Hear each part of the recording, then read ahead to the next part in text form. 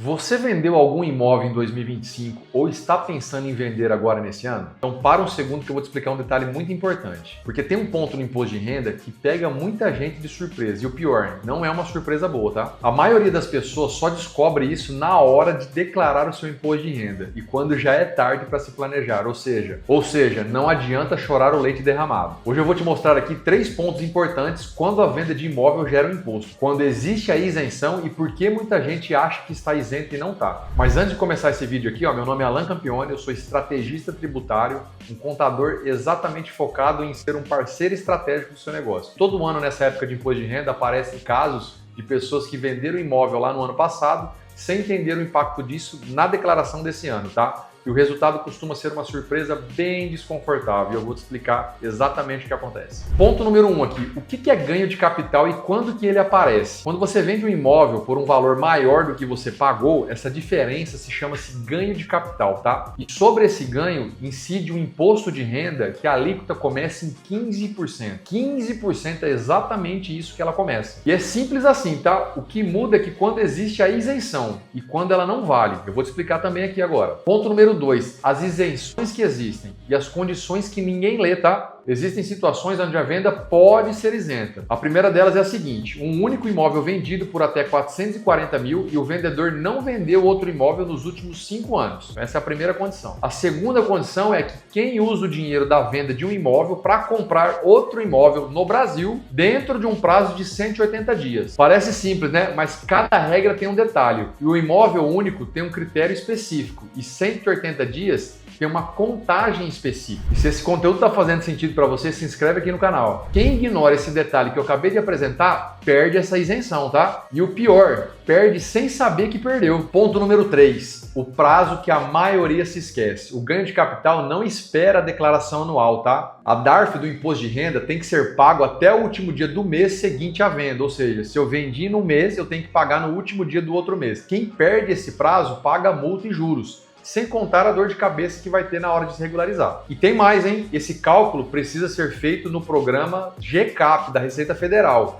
É separado da declaração anual. E quem não sabe disso, deixa para a hora errada. A venda de imóvel na pessoa física não é uma operação simples na declaração de imposto de renda. Ela tem uma regra específica, tem um prazo específico e tem um cálculo específico. E a decisão inteligente não é entender isso depois que você vendeu, mas entender antes de vender e se planejar para que você tenha o quê? O menor impacto possível na sua venda. Porque planejamento antes vale muito mais do que regularização depois. Quem se planeja paga sempre muito menos impostos. Mas me conta aqui, você vendeu um imóvel lá em 2025 ou tá pensando em vender agora nesse ano? Comenta aqui, vendi ou vou vender. Assim eu consigo trazer um conteúdo específico para cada situação. E compartilha já esse vídeo com alguém que está passando por uma situação agora, principalmente se ele é corretor de imóveis, porque essa é a rotina dele de vender imóvel todo dia e ele pode ajudar inclusive o cliente dele a não cair nessa situação que eu te pontuei.